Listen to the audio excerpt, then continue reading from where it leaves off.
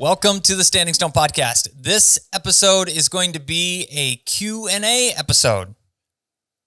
We're going to answer questions coming directly to us from our YouTube comments and comments made specifically by subscribers. So if you are a subscriber, thank you. And if you're not and want your questions answered, make sure and hit that subscribe button and then comment on any video.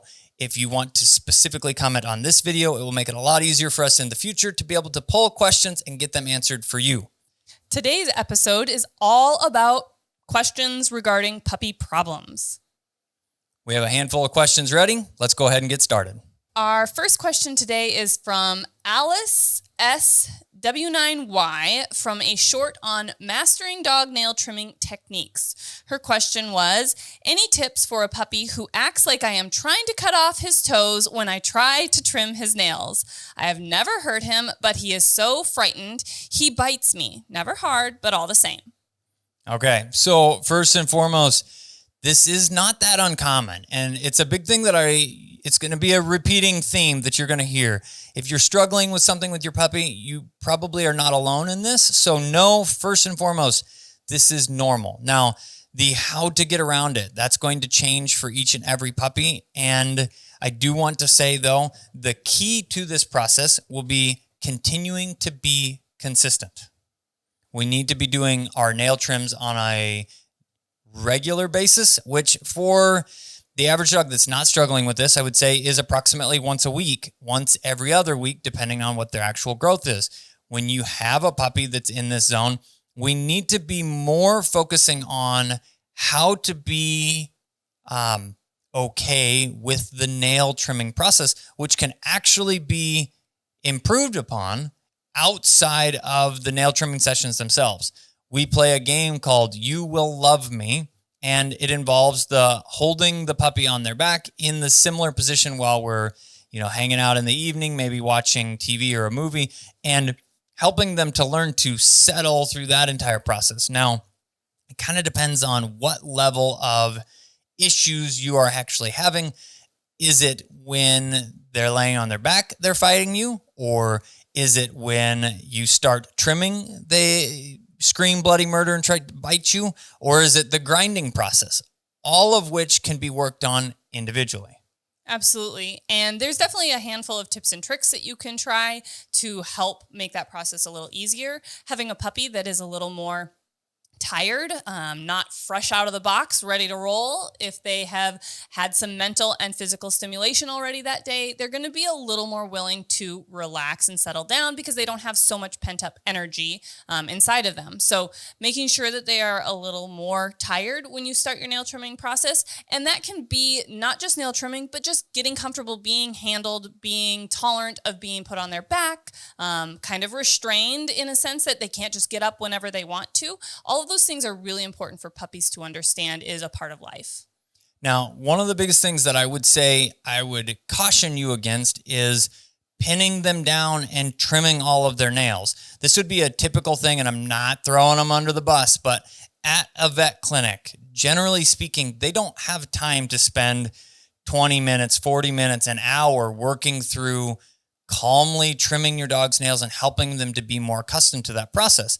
It's generally, we need to get your nails trimmed because we're on the clock for this process, and that can only increase the leveling of anxiety or stress around it. So it's going to be better to be able to take the time and work through it without letting the puppy actually escape. Now, if the puppy is biting you, you said not hard, but still that can be increased if it doesn't go away.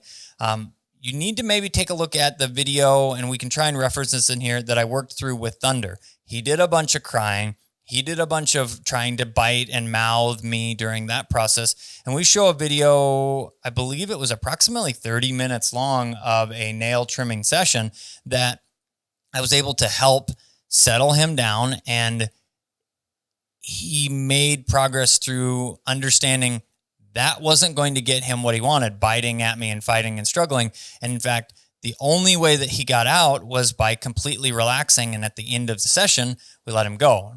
Now, depending on what level you're at in this process, you may need to actually take daily or every other day nail trimming sessions to trim one paw at a time so that you can not push to the point of the puppy saying, I really don't want to be here, because that could increase the level of them trying to get out of it if the session takes too long. So it's going to be a balance. Try the longer session and see if they settle into it. If that only seems to get progressively worse, you need to get through that one, and then maybe make the sessions shorter to where you're only doing one paw, a handful of nails, then say, good dog, you're done. And then the next day, do the next paw, a handful of nails. But the key to the entire process is consistently staying on nail trimming. And then more importantly, well, as importantly, let's go with that, you need to be trimming the nails properly, which would mean you said you haven't hurt the puppy, but making sure that you aren't over trimming, cutting those quicks or grinding into those quicks to the point where it is extremely uncomfortable. And then that's adding to the, I really don't like this process. And the last two things that I would add is making sure you're using proper equipment. So if your nail trimmers are dull, that's going to be more uncomfortable for the puppy because the nail trimmer is not actually cutting the nail, it's crushing and pinching it. And then also, if you are using a Dremel or a grinder of some kind, making sure that you're doing small bursts of filing, not just holding that on there, because that's going to build up a lot of heat really quickly and again become really uncomfortable. So making sure you're using the tools properly and the right tools for the job is important. Definitely check out standingstonesupply.com if you are looking for upgrading the tool set that you have. All right, let's go ahead and jump into the next question. The next comment is from Maddie Telerico 7769 on our video, What Should Your Puppy Know at 3 months old?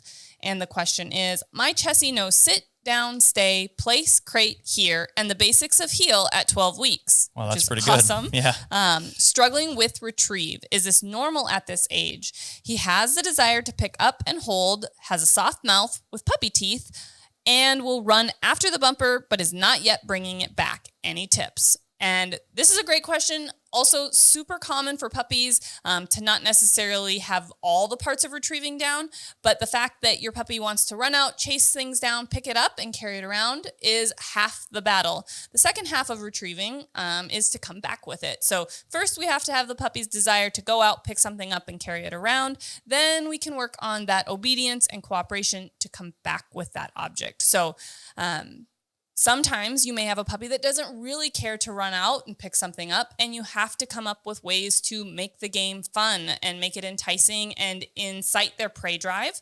Most of these puppies have prey drive, so they want to chase something down and then pick it up. You just want to make sure you're not overdoing it, because too much of a good thing can become boring, even if you have a puppy with some retrieve drive. Too many retrieves, too many days of doing retrieving just gets boring, and we don't want to lose the spark and excitement about the game. And then we can work on, you've already said that your puppy does a good job of recalling. Well, now we just need to put that together with the retrieving in and of itself. And you can incorporate long leashes, check cords in order to get a hold of your puppy at a distance and give them some slight reminders, tugs to, hey, head back in the direction that I'm at.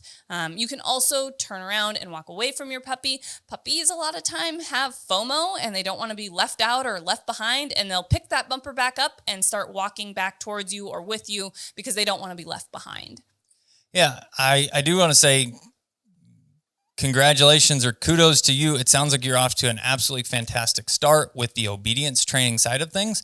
A couple things that may add to the process would be generalizing the understanding of those obedience behaviors. So if you generally are training in the same environment, maybe that's your kitchen or garage or back patio or something, if you're always training in the same place, try and consider moving that training session around to help the puppy to better understand in all of these different environments or all of these different areas, I can still do the sits, down, stays, crates, and recalls. That's going to help as you continue to grow. But no, a 12-week-old puppy starting to become more independent and not coming back to you is normal. So moving into those ideas about check cords, try not to reel them in like a fish with constant pressure. Think about it more as a light tug and then shortening that leash as the puppy closes the gap a little bit. And there's going to be some reeling, if you will, but as long as you're not just dragging them straight back to you, that can really help to build consistency around the understanding that when I pick this up, I end up bringing it back to you, and then we can play a little tug.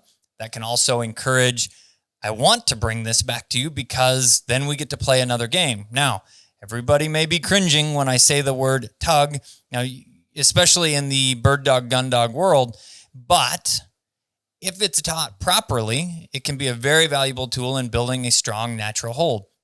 The key is most people get through step one of tug of war, which is building tug drive. What they don't get into is the actual release portion of that, which is technically step two. Learn to stop tug when I say we're done. And so the key will be building good reps and consistency in the understanding that I need to bring this back.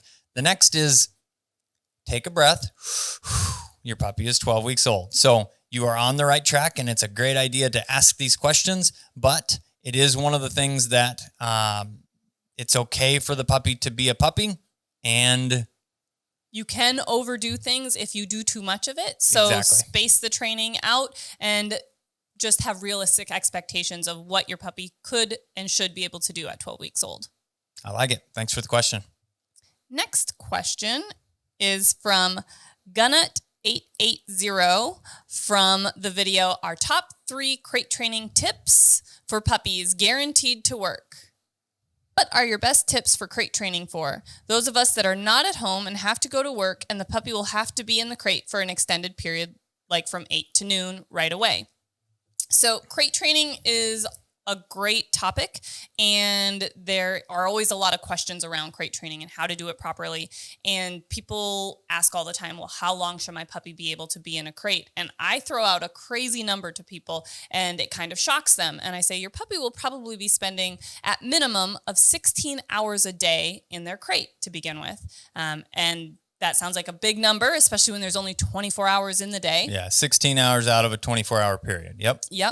But you think about they're crated for 8 hours overnight, let's say 10 p.m. to 6 a.m. with maybe a few potty breaks overnight as they're developing bladder control. And then for most people that do have to work outside the home for an 8-hour work day, plus if you've got to add in commuting time and things like that, you're looking at another 8 hours in their crate during the work day. So that's not abnormal for puppies to be able to be crated during that time. It's important to crate your puppy and not leave them just out in a puppy pen or something like that, because we want to develop good crate training habits, which involves potty training habits as well. And if they have a ton of space, that's not going to help them work on that bladder control.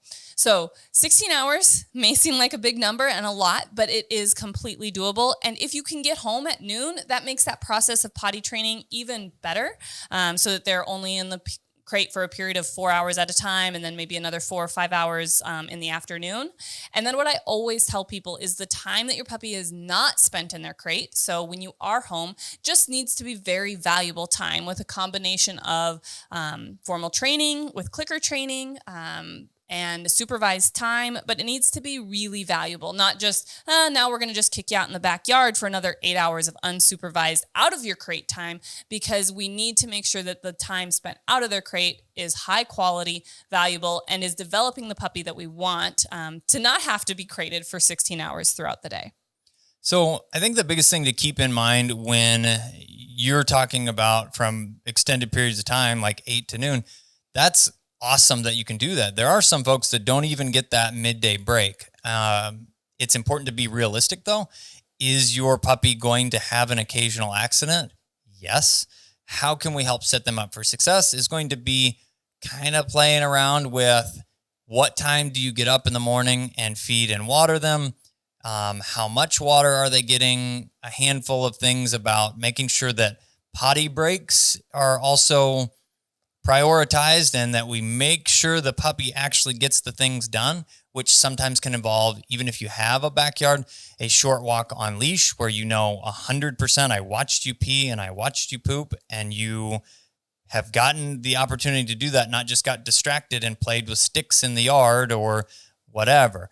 The other thing with the quality side of the evening time, you do need to balance it though. It can be very easy for folks to move into a category where they say, all right, we're home. The puppy's been cooped up. I need to do all of these things. And then it kind of sets a precedent of you have to be doing, which grows into an exorbitant amount of exercise and a demand for your attention when you're there, which can make the crate training process even harder. They'll start to resent the crate because they'll expect when mom and dad are home, I'm never crated, but when mom and dad leave, then I get crated. And then they get into this zone of feeling like the crate sucks because I know what that means. So you still have to be able to balance. There can be crate time involved with that, but coming out of the crate, we do things that are valuable. And the next piece with this is this development period, though it's incredibly important, is a very short window.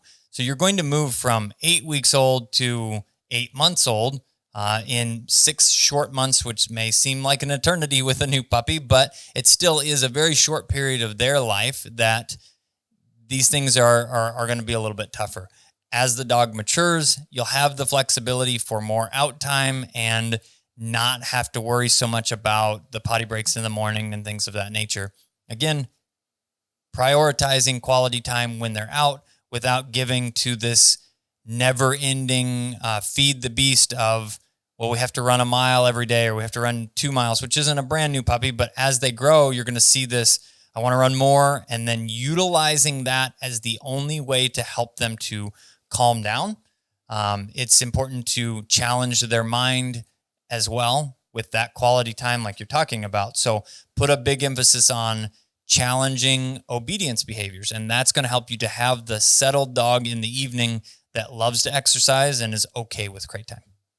Next question is from Mary Florence Hudson 1268 from the video, How to Train Your New Puppy, Teach This First. The question was, once your puppy is responding to the clicker, what do you teach next? Sit. We are enjoying watching this video, but are unsure of the order of the training sessions. Thanks. And that's a great question, and one that we have answered in our training course. We have actually an online training course for puppies from 8 weeks old to a year old, whether you've got a versatile dog, a retriever, or you're just looking to obedience train with your puppy. We lay out the format of what to do next because it sometimes can be confusing. Well, I've taught my puppy how to respond to the clicker, but what is next? And for every puppy, it can be slightly different and you can make modifications and adjustments. But once we've charged the clicker so that the puppy understands that that click means that a reward's coming, that then we can start capturing moments, obedience behaviors that we want, whether that's sit, recall, whoa, kennel, any of those things you can teach. We have found over the course of years, when you teach a puppy first how to sit, it will sometimes becomes the default, especially if you're working with a versatile dog where they think, oh, well, I've been rewarded for sitting before, and that's the first thing I've ever learned. So I will just offer a sit for everything because a reward should be coming. And though that is a good behavior, we don't want it to become the default for everything. And we want them to understand that they can be rewarded for other behaviors. And sometimes once you've taught sit, it's hard to teach other behaviors like whoa, which is standing there with all 4 feet on the ground, because you've got to get them to move their feet to stand back up. And sometimes puppies can get pretty sticky with a behavior. So we will flip-flop, especially if we know the personality of a puppy that's going to have more natural steadiness. I'm probably going to try and work into whoa first and then introduce sit.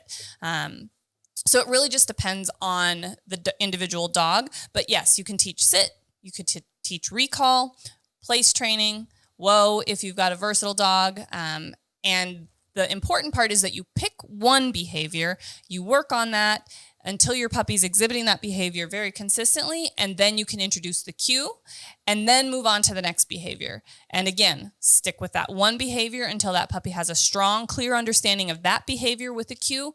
Then you can start incorporating multiple behaviors into the same training session. So a couple things to back up on. First and foremost, you mentioned our training courses, and it's a really interesting thing that I want to make sure everybody understands. We actually have courses for retrievers and flushers. We have a course for versatile dogs, which would be any dog that points and retrieves. And then we do have a brand new course that combines all of the different sporting breeds that we work with, which it does apply to non-sporting breeds as well, that covers obedience only from 8 weeks to 12 months, also including some jobs that you can teach or help your dogs develop, like retrieving and how to build that out so that your dog has something to work for. These are guides to the YouTube videos. There is a mixture of videos that are not online, but they are primarily the YouTube videos all consolidated into one simple place with additional explanations of how to follow through and to be successful with your puppy. So the next piece is, we kind of jumped into this question, assuming that everybody here, this may be the first video that you found and you don't even understand what clicker training is. So clicker training would be utilizing a audible marker. It's a little toy clicker, basically, is what it started as, and it can be taught, charging the clicker, which you explained. You build a positive association with the noise, click food, and that's what this question is. What do we teach next? Once the positive association is built with that noise, you can help show the puppy that what they did in that moment was right by saying, click, you did it right. That takes a picture for the puppy and says, that's the important thing. Try and do that again. Now, some people argue, I don't want to say argue, it's a strong word, but some people argue that saying yes or good dog is just as effective as a clicker. And our 2 cents on that is, we train as a team. We also have small children that are part of that. And in our kennel or full-time facility, we have a collection of trainers that help develop the dogs here. And everybody sounds different. Even though everybody says yes or good dog, it sounds different across the board. So when we talk about dog training, some of the most important things are consistency.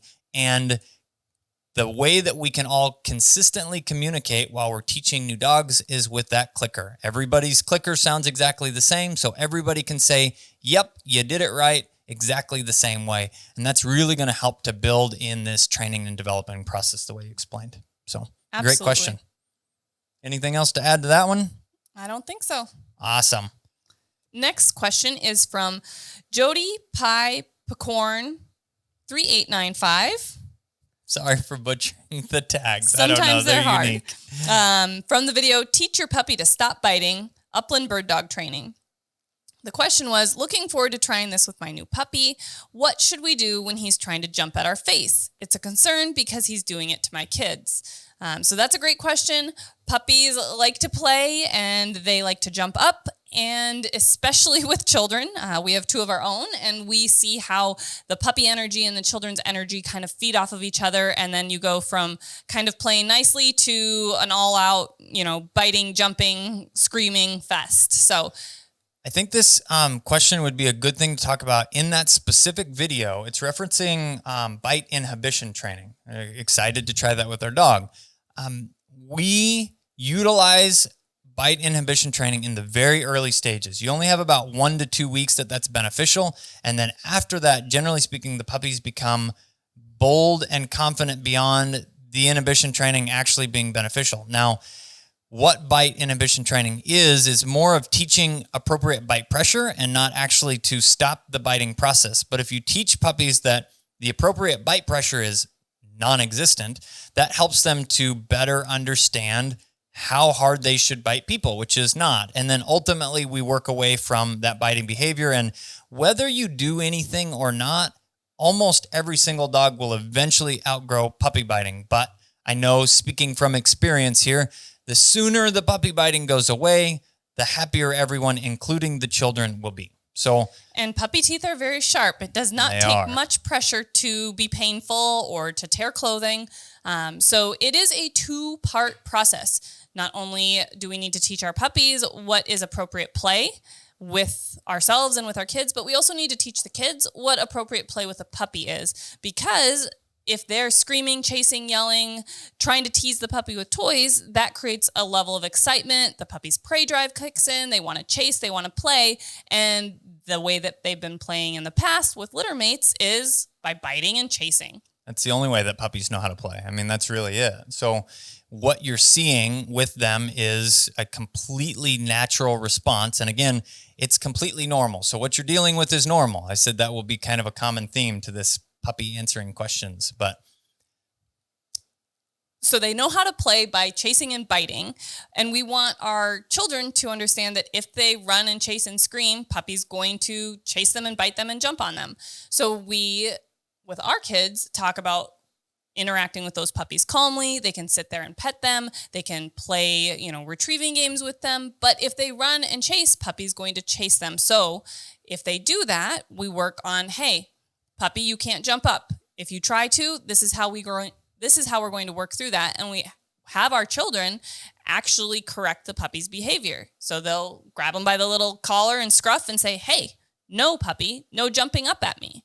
Yeah. And the other side of it is we do operate a little bit on a tough love kind of category for our children as well, in a sense, and say, if you want to run and scream and chase and play with the puppy, expect to be played with like puppies are going to play, which is going to involve biting you and knocking you down. So it does help to, and some puppies are going to be worse than others, but it does help to be able to say, hey, puppy, you need to behave well. And hey, children, you need to try and behave well as well. Now, that's easier said than done. Please understand that we're not saying magic dust, your children will all now act perfectly and they won't run around and get excited around puppies. It's unrealistic. But the more time and effort that you can put into trying to help the interactions be appropriate, on a more appropriate scale, the better off this process is going to go. Now, the next piece to the biting and jumping category is if your children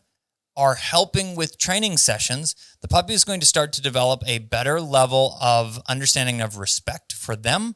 And again, we understand that this is easier said than done.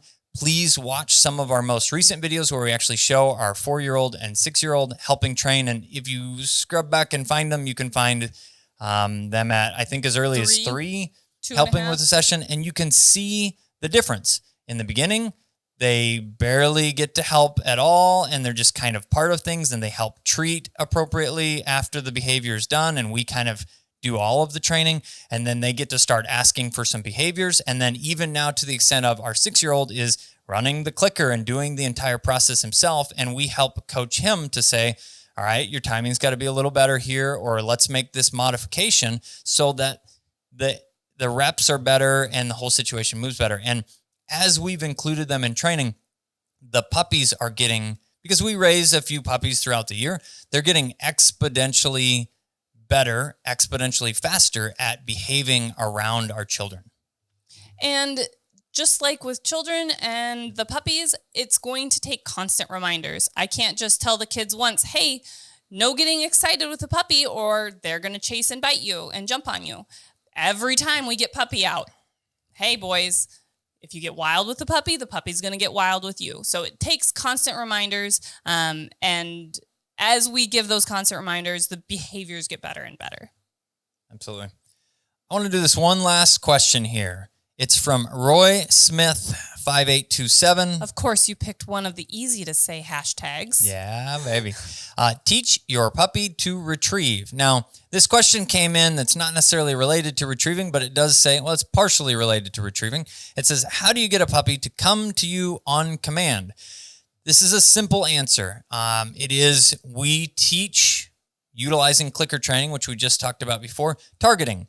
Puppy comes and touches our palm of our hand. We mark that, and then we reward them after the fact. It can start with a little bit of luring where they actually eat out of our hand, but as we feed the puppies, they get really used to coming to our hand looking for a reward. So this transition to marking them, coming and touching our hand works really well. Then you would overlay a cue like here or come, whatever word you want to use, just stay consistent with it. And then once they have a really good understanding of those things, we move into generalizing this behavior by moving from different rooms to outside to the garage where there are varying levels of distraction, trying to gradually build up to more and more distractions. And then final step in this process is actually collar conditioning.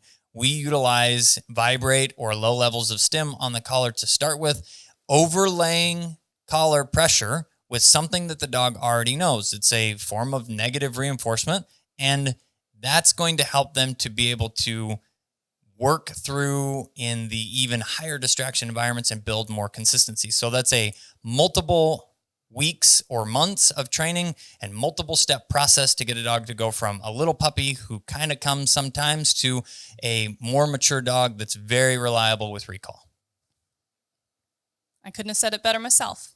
Awesome. Thanks everybody for joining on this. We're going to try and do more of these. And like we mentioned in the beginning, if you have questions and you would like them answered, feel free to comment on this video itself, or we will continue to pull YouTube comments from our subscribers and get those answers out to you just the best that we can. Till next time, I'm Kat the dog trainer. I'm the guy with the pink gun. We'll see you in the next video.